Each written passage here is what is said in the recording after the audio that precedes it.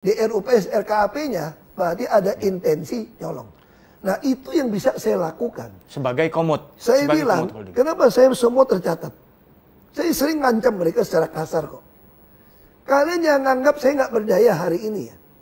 Mungkin ada yang nganggap saya itu macan ompong di Pertamina karena nggak jadi dirut. Tapi kalian tunggu, waktu akan berputar. Semua catatannya akan saya pegang. Satu hari ganti rezim, kok penjarain kalian semua saya bilang.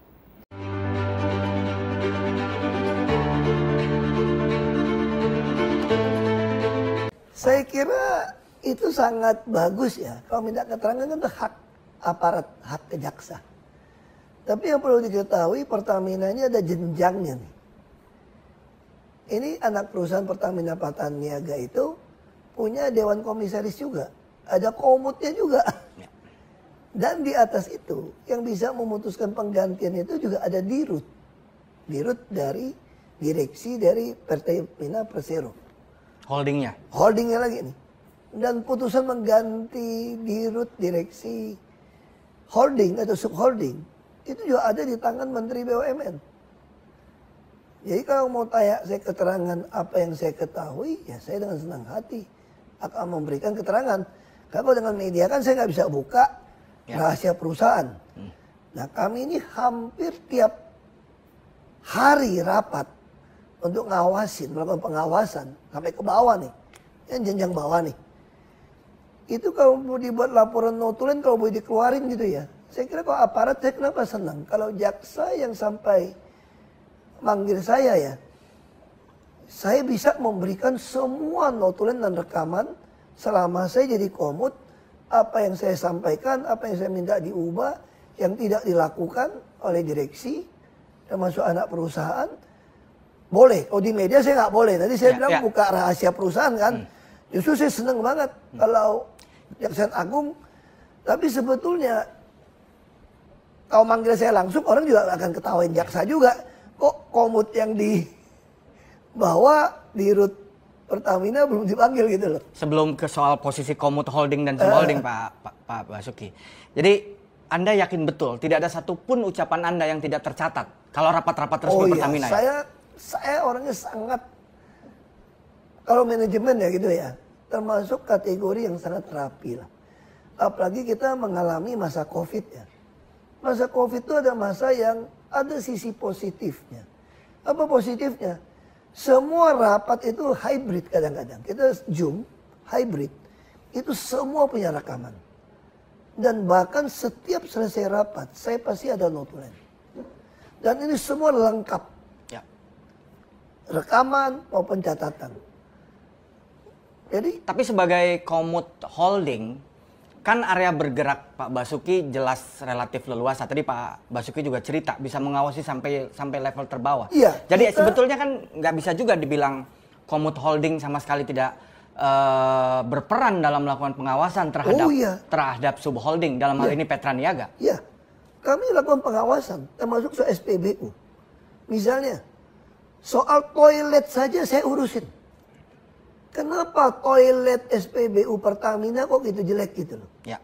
Kenapa nggak mau bagus sama orang mau mampir kayak toko departemen apa yang Alfamart, Indomaret yang kecil-kecil gitu ya, retail itu ya. Orang kan mampir untuk ke toilet gitu loh.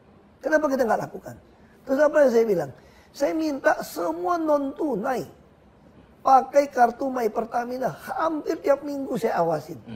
Bahkan mereka mulai bocorin. Masih ingat kan ada politisi yang ledekin saya kan. Ini komut apa dirut? Komut rasa dirut katanya. Ya. Saya bilang, saya ditaruh dimanapun saya merasa saya memiliki perusahaan itu. Saya sampai ledekin, saya bukan komut rasa dirut. Dirut nyaru komut, sialan gue bilang. Gitu deh. Justru itu Pak Basuki. Imajinasi orang terkait seorang Basuki Cahayapurnama itu kerja sangat detail. Ya. Nah, kasus yang menimpa Petraniaga ini, itu kan periodenya kira-kira hampir berhimpitan, tidak sama persis dengan periodenya Pak Basuki bertugas. Karena ekspektasi orang yang sangat in detail, tadi Pak Basuki sampai ngurusin toilet segala rupa. Ini masa nggak pernah dengar nih, sama sekali terkait apa yang kemudian meledak 3-4 hari terakhir ini oleh ini kejaksaan. menarik, saya perlu luruskan. Saya makanya sebetulnya belum mau terima wawancara sebelum ada sidang. Karena saya tidak tahu, saya tidak membaca laporan BAP, penyidikan, saya nggak baca. Tapi saya hanya lihat di media, seolah-olah ada pengoplosan BBM di SPBU. Seolah-olah, ini ledekan ada medsos kita saya baca ya. Pertamax itu adalah Pertalite yang tidak antri. Ya, meme-nya begitu. Sebetulnya saya belum tentu, saya nggak tahu sidang gimana, logikanya. Mobil kita semua yang mewah-mewah itu isi Pertamax. Pertamax Plus. Kalau itu dioplos, mobil saya mogok. Pasti mogok. Mobil-mobil mewah pasti mogok. Karena dirancang dengan yang bagus. Nah, apa yang sering dapat laporan dari 135? Saya awasin laporan 135. Tapi secara teknis saya perlu jelaskan. Mungkin masih banyak orang usia saya masih ingat zaman Pak Faisal Abdul atau apa itu di Rut Pertamina dulu. Ya, zaman dulu. Itu ada premium. Ketika mobil mewah mulai masuk, itu dia campur jadi super atau apa gitu loh. Bensin super atau apa, saya lupa. Itu gimana caranya? Premium yang ada dikasih aditif. Kasih aditif supaya oktannya naik gitu loh. Itu dicampur di depo di kilang. Dan itu sampai hari ini sebagian lakukan termasuk premium. Ya itu di dunia ini nggak ada lagi yang saya tahu. Dalam keterangan terakhir kejaksaan sih memang bilang bahwa memang ada ronnya yang dinaikin, bukan ronnya dia. Iya, makanya ini kan bukan ranah kita. Iya. Karena komisaris tidak bisa mencampurin pengadaan. Terus kenapa tidak mau Anda menggunakan e-katalog? Toh antar subholding itu kan saling Anda menjual. salah satu yang mempromosikan e-katalog internal. Saya dari DKI. Coba tanya sama Pak Hendy. Saya bolak-balik ke RKPP. Tapi direksi ini kelihatannya ngeyel ini, buying time ini. Direksi Petraniaga? Semua direksi ini termasuk holding di buying time. Apa sih yang susah saya bilang untuk buat e-katalog RKPP? Tinggal bilang aja. Misalnya minyak mentah, saya bilang. Ada Indonesia Crude Price. Tiap bulan ada harga. Tinggal umumkan seluruh dunia. Siapa yang mau taruh minyak mentah di Indonesia, Pertamina jamin beli. Ya. Asal harga tidak melebihi harga Indonesia Crude Price. Lalu BBM. Pokoknya harga BBM Anda taruh di Indonesia, saya pasti beli dengan harga tidak melebihi harga jual BBM kilang kepada Patraniaga. Termasuk LPG semua.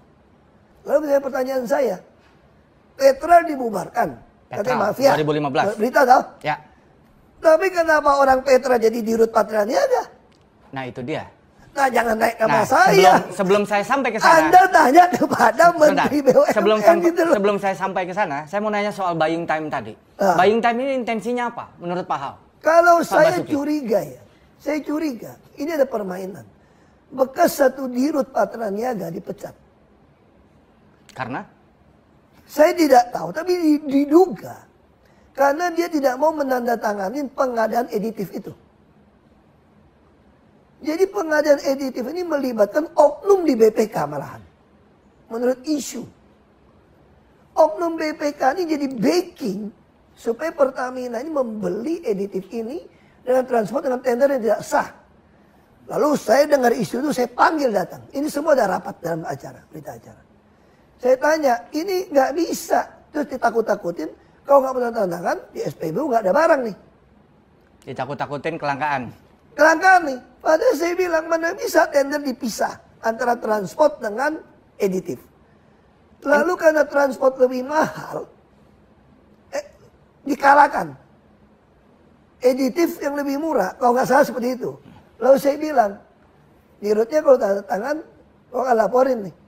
Dirutnya nggak mau tanda tangan Patraniaga. Lu bisa cari namanya siapa. Bekas orang Telkom, saya nggak usah sebut namanya.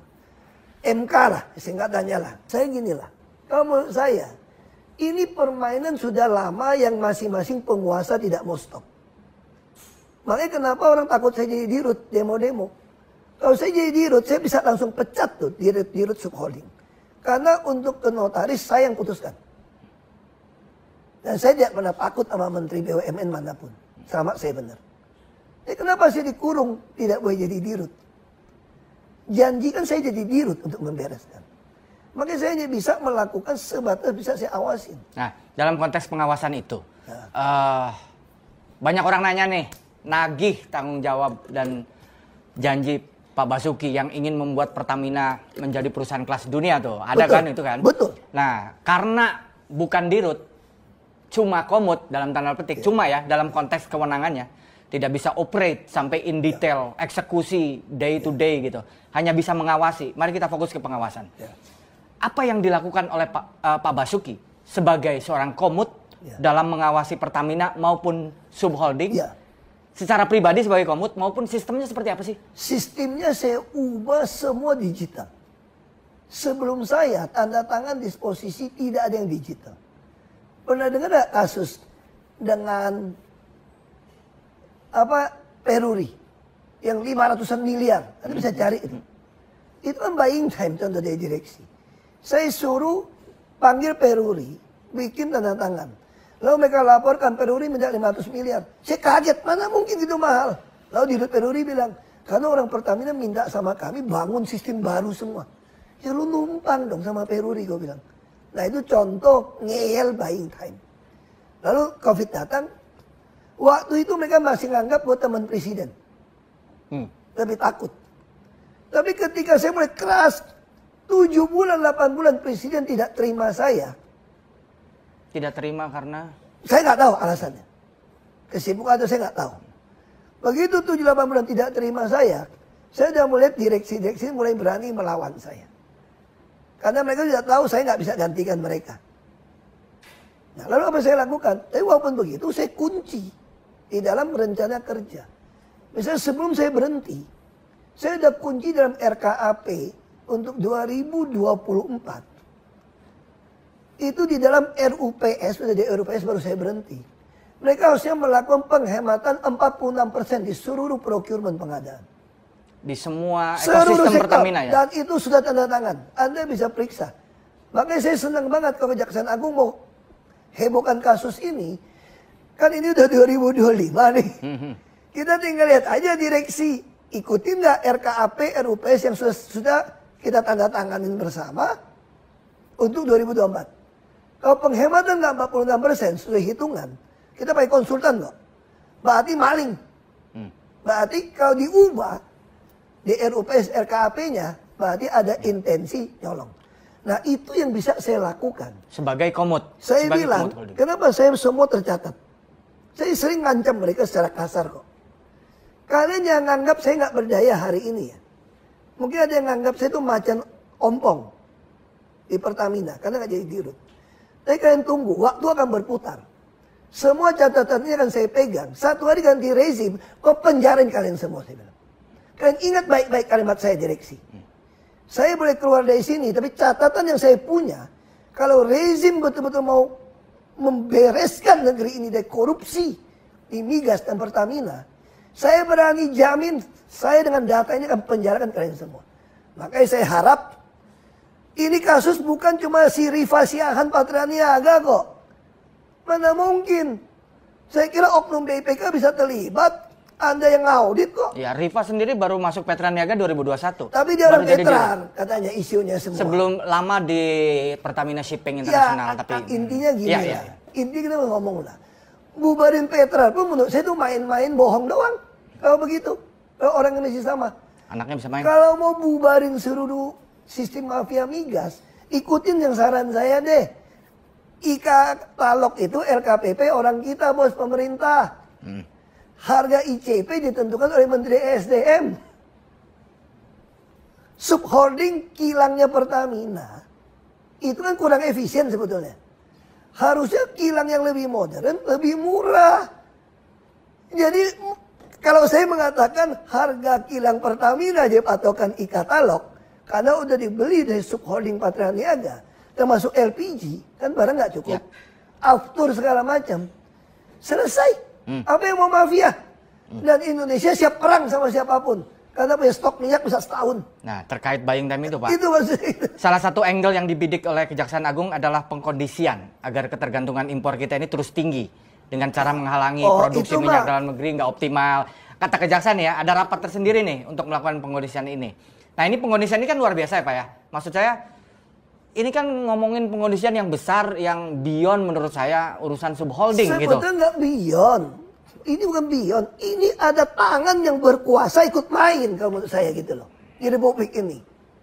Itu yang saya maksud. Beyond kalau urusan saya subholding mau perusahaan. Apa yang susah? Saya kasih contoh gini ya. Ini bisa jadi lebar kemana-mana kasusnya kok dibongkar. Saya senang banget ini. Ya. Saya kasih contoh begini. Ya. Saya agak emosi nih soal ini. Saya di sini bukan mau mendefend Pertamina atau siapapun.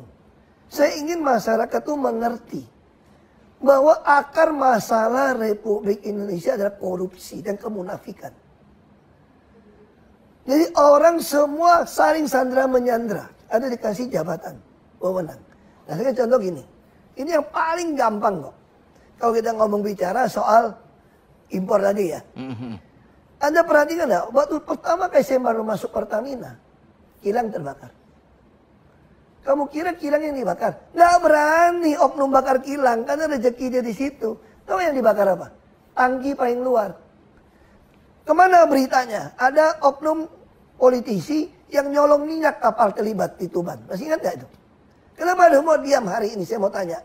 Mana aparat pekerjanya? Yang dibakar apa? Tangki paling luar. Ini orang kurang ajar banget nih. Saya sengaja datang. Saya mau cek waktu itu. Ke Indramayu ya. Balongan. Saya mau cek. Ada laporan minyak dicolong. Karena ada laporan dari beberapa konsumen. Minyak solar beli dari Pertamina. Kenapa orang nggak mau beli dari Pertamina? Itu kecampur sama air laut. Logika tuh gini. Ini tangki paling luar untuk kirim ke kapal. Itu pakai pipa tau gak? Itu disinyalir ketangkap kok. Ada beritanya kok. Dicolong. Nah kalau colong kosongnya gimana? Diisi air laut. Pas kapal yang benar isi. Ke konsumen ke bawah air laut. Nah saya mau periksa. Karena saya pernah baca kan sekarang gampang toh. Anda baca di Google juga tahu. Ya. Di Nigeria pernah kejadian juga. Anak buah minyaknya colong minyak. Waktu mau diaudit dibakar tangkinya. Ya saya mau lihat nih. Tangkinya stoknya ada berapa. Terus kalau mau bakar tangki itu nggak susah loh. Kalau mau bakar sesuatu itu nggak butuh apa? Butuh api, butuh oksigen, butuh uap minyak loh. Kalau Anda ngisi bensin di SPBU, kenapa dia bilang nggak boleh ngerokok? Karena ada uap, oksigen sudah ada. Kalau Anda pakai HP saja, ada penyebar listrik meledak. Nah sekarang apa yang terjadi? Waktu saya sampai malam pagi, kebakaran tangki. Minta saya nggak boleh datang. Tangki terluar ini. Ya, saya datang. Buat saya itu disinyalir, buat saya itu mau menghilangkan bukti ini. Jejak. Lalu apa terjadi? Sampai ke polisian, kita lihat itu disambar petir katanya. Nah, kenapa bisa? Kita cek. Menurut saya, dia sengaja bikin overflow uapnya. Tadi Pak Ahok bilang soal pengkondisian itu ini bukan urusan Saya diam-diaman. dengar Ini isu ada kotor tangan-tangan ini. kekuasaan yang Waktu terlibat. kita cerita orang dalam gitu ya. Waktu Bapak jadi komut, udah mendengar cerita-cerita Ya ini. kan kita nggak tahu. Makanya saya kenapa begitu ngotot ke LKPP. Saya dengar isunya, kita butuh 800 ribu lah, kira-kira BBM dan minyak mentah impor. Isunya itu bisa bagi-bagi sampai 2-4 dolar per barrel. Per barrel. Nah kalau yang paling berkuasa dapat 2 dolar per barrel, itu 1,6 juta. Makanya saya bilang, pemerintah saat ini, kalau tidak mau memperlakukan e-katalog di LKPP pengadaan bahan migas, saya berani jamin cuma mau ganti pemain. Ada yang mau makan itu uang. Oke. Saya mau tegaskan seperti itu aja. Jadi salah satu angle Kejaksaan Agung juga dia bilang bahwa salah satu alasan untuk impor ini nih Petraniaga dan beberapa importer ini bilang bahwa minyak produksi kilang dalam negeri tidak efisien, tidak ekonomis, tidak memenuhi standar kualitas atau spek yang diinginkan. Ini kan memproblematisir kualitas pekerjaan Pertamina karena itu kan barang Pertamina. Apa pendapat Pak Ahok? Enggak, saya mesti ngomong jujur ya. Banyak sekali pembangunan kilang itu salah. Termasuk kilang Balikpapan, kalau diperiksa banyak masuk penjara. Itu sampai ngaco. Makanya saya bilang, banyak dosa-dosa lama yang mesti dibereskan. Dan saya di dalam. Apa kerja saya? Saya jaga ketat pengeluaran uang. Saya melakukan cost optimalisasi. Potong biaya yang nggak perlu. Menambah penambahan biaya dari penjualan produk-produk kilang dianggap sampah. Lalu cost avoidance dari kebakaran meledak. Hasilnya apa? Waktu saya tinggalkan Pertamina, kita mencapai 4,77 miliar dolar keuntungan. Itu kalau mau dijalankan lagi procurement 46%, saya jamin bisa dapat 6 miliar dolar kita. Tapi saya ada beda pendapat politik itu. Ya. Saya keluar. Saya bukan orang yang mau numpang hidup, nikmatin gaji besar, dan hasilnya jelas kok. Anda menanyakan apa fungsi saya. Ya. Saya sudah lakukan. Sebagai komut. Sepanjang sejarah Pertamina, dibandingkan dulu masih ekspor minyak 100 dolar per barrel, tidak pernah capai keuntungan, pernah saya capai. Oke. 2, sekian miliar dolar udah melampaui keuntungan mereka dulu. Berarti borosnya minta ampun kan? Ya. Nah sekarang saya tanya, orang mana nuntut saya, apa yang lo lakukan? Saya udah lakukan terbaik untuk Pertamina.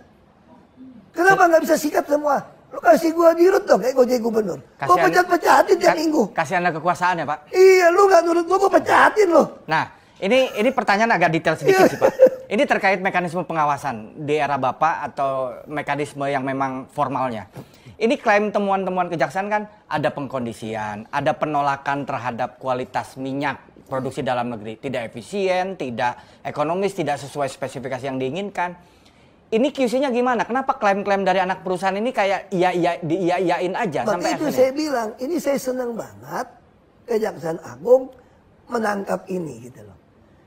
Sehingga semua jaringan bisa kebuka. Ini kalau nggak kerja sama nutupin nggak bisa. Oh jadi kira-kira termasuk oknum BPK. Ya.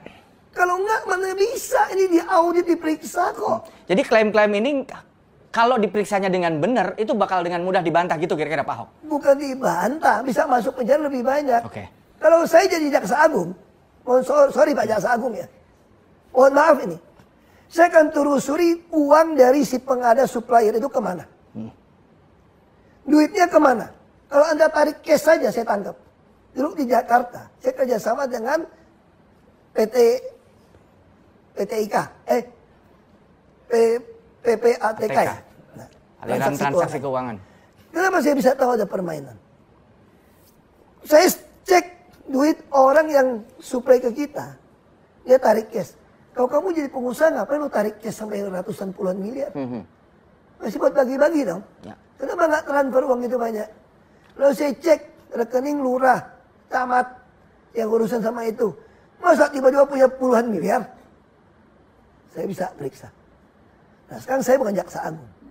Periksa dong semua dana yang keluar dari bank, kan semua bank kan jelas. Jadi maksud Pak Ahok adalah bahwa Pak Ahok juga mendengar ada klaim-klaim bahwa ini tidak efisien, tidak ekonomis, tidak sesuai spek sehingga impor. Makanya gitu. saya lakukan cost optimalisasi.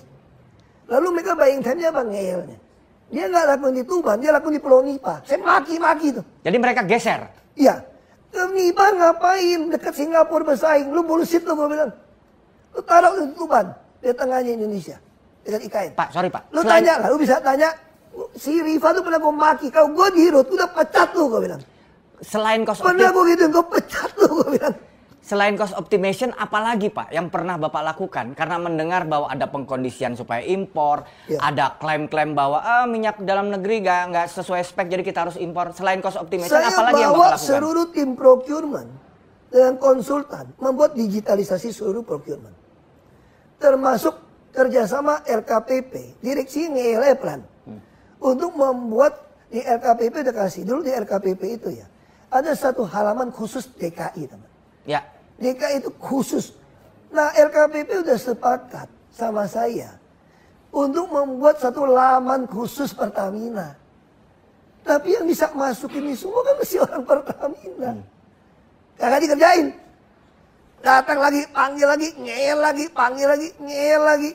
Itu yang jadi Pak Ahok udah tahu itu dan udah memanggil. Tapi saya tidak tahu mereka maaf atau enggak. Saya cuma menduga. Mereka tidak menjalankan perintah Pak Ahok saya sebagai cuma komod. menduga. Ini barang dipakai terus. Kenapa mesti tender tiap 3 bulan? Ya. Ini barang jelas kok. Kita ada LKPP kok. Kenapa mesti gitu pusing? Lalu saya sudah sampaikan juga. Angkutan semua mesti kita. Harga mesti fair. Yang pakai alfa, beta, hitungannya nggak masuk akal. Jadi selain cost optimization, Bapak panggil bulak-balik, Bapak maki-maki, nggak kepikiran Bapak laporin ke BPK atau ke KPK? Aduh. Kan komod sebagai LNG kan gue yang lapor. Kalau soal pengadaan gue nggak bisa lapor dong. Kenapa nggak bisa Pak yang Saya pengadaan? kasih tahu gini, kalau Anda punya pembantu di rumah, Anda jamin nggak pembantu Anda tidak mencuri? Mungkin ada yang bisa menjamin, mungkin tidak. Oh, nggak bisa. Kita punya pembantu, kontraktor saya dan nipu saya kok. Tapi apa yang lakukan ketika terjadi penipuan? Gue pecat. Selesai lah. Masalahnya Bapak nggak bisa mencat. Masalahnya kenapa? Mereka kenapa ngeyel kayak gitu? Saya udah teriak berapa kali gue pecat lu, termasuk My Pertamina. Termasuk Rifa Siahaan, pernah Bapak maki-maki? Aduh, lu baik cari rekaman, gue maki-maki hampir tiap minggu. Bisa disebutkan nggak Pak? Salah satu ya, case yang dimaki-maki nih, Rifa ya. ya. Saya kasih contoh ya, saya minta tunai dihilangkan dari seluruh SPBU. Minta ke Rifa nih? Ya, bikin. Termasuk soal untuk GOTS ngukur semua digital. Tapi yang mereka bikin itu tuh nggak, GOTS sama Telkom ngukur tangkinya. Gue nggak mau, gue bilang, lu jangan perkeliruan di kampung kan, namanya perkeliruan ini. Buat apa gue mengetahui isi tangki? Itu mah pembeli solar minyak habis, dia akan telepon kita dong. Ngapain lu habisin triliunan kerja sama Telkom untuk ngukur tangki di dalam berapa? Gue pengen kayak itu tuh, saingan lu tuh, AKR. Gue udah datangin tempat dia, AKR. Habisin cuma 300-an juta. Ukur nozzle-nya dong. Gue pengen nozzle itu digital, bos. Sehingga di dalam kontrol nggak lagi manual ya. Di dalam kontrol room saya tahu nih orang ngisi minyak berapa. Lalu kita akan beli akuisisi Chevron. Saya bawa anak-anak Chevron itu membangun IEDCC waktu itu, integrated data system ya. Sekarang dia bikin jadi semacam hub, data hub. Itu saya yang bikin. Sehingga saya bisa kontrol minyak yang keluar dari perut bumi. Berapa barrel per hari. Harus input data. Sampai angkutan kapal berapa lambat. Begitu dia lambat, gua tahu dia kencing. Telepon si kaptennya. Kalau kapal melambat, dia 5 knot atau 1,5 knot, ini pasti pindah barang. Jadi kalau dengar cerita Pak Ahok nggak kaget kalau Rifa kena kasus kayak gini? Ya. Karena kalau cerita Pak Basuki tadi udah sering dimaki-maki nih. Ya tapi saya nggak pernah berpikir kena kasus itu soal maaf nggak maaf karena bukan ranah saya. Oke. Tapi kalau kita marah mereka tidak kerjakan, itu saya udah marah berkali-kali. Termasuk soal digital lambat. Pengadaan apa yang lebih gila lagi? Ada barang pengadaan di kilang berbeda, dengan nama berbeda, dengan PT berbeda. Itu bisa masuk. Itu saya temukan. Dapat laporan, lalu saya bikin. Kenapa bikin digitalisasi pengadaan? Misalnya PT Basuki Purnama untuk supply masuk ke Pertamina. 1 nomor. Ada ketemu PT Basuki titik Purnama, 2 PT. Sama. Di pengadaan 1 ruko, kenapa barang kita bisa unplanned shutdown? Gara-gara banyak supplier kontraktor tidak kompeten. Sudah melampaui kemampuannya. Karena dia tipu dengan nama. Belum lagi harga berbeda. Itu semua kita tangkap. Bapak kenal nggak nama-nama perusahaan-perusahaan yang disebut? Muhammad Carey. Saya cuma dengar isu-isu di media soal Petral, soal mafia migas dulu. Bapak sebagai komut kan bisa ngecek data arsip, data nggak ada namanya sama sekali. Nggak ada. Kita nggak bisa cek sampai ke dalam teknis seperti itu. Seorang komut nggak bisa ngecek sampai gitu? Kita bikin surat, saya kasih tahu lah. Pernah nggak dengar isu kartu kredit? Iya tahu. Bapak yang minta. Saya minta tidak dikasih. Saya tahu dari mana. Diam-diam rahasia nih. Kalau misalnya lewat bank kita dikasih. Baru saya dapat perut odong. Saya minta data saldo aja dia nggak mau kasih. Kenapa mereka nggak takut sama saya? Oh, kamu nggak bisa mecat saya. Tapi kenapa mereka takut? Kau nyolong ketahuan saya. Saya bisa lapor KPK. Ya. Makanya selalu nekan saya nggak boleh ngomong di media. Nggak boleh ngomong ini rahasia perusahaan. Oke. Tapi mesti kerjain. Kalau Anda dengerin rekaman. Saya harap kalau naik sidang itu. Nanti semua rapat saya itu suara didengarkan di sidang. Ya. Kalian akan dengar saya maki-maki. Gue bisa marah sampai segitu. Di dalam rapat. Cuma kan kita nggak bisa keluarkan. Ini PT.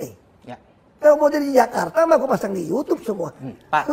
Pecat ini momentumnya itu Bapak melihat ada unsur politik nggak dari pengungkapan kasus ini, periode pengungkapan kasusnya itu mirip dengan periode Bapak menjabat aku nggak bisa nuduh Bagi saya sederhana. Kalau pemerintah sekarang mau membereskan... Bapak melihat ada unsur politik nggak dari pengungkapan kasus ini, periode pengungkapan kasusnya itu mirip dengan periode Bapak menjabat pada... Aku nggak bisa nuduh.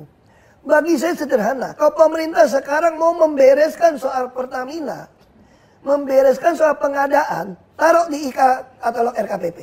Oke. Kalau Anda tidak kasih, semua orang akan curiga Anda sedang mau ganti pemain.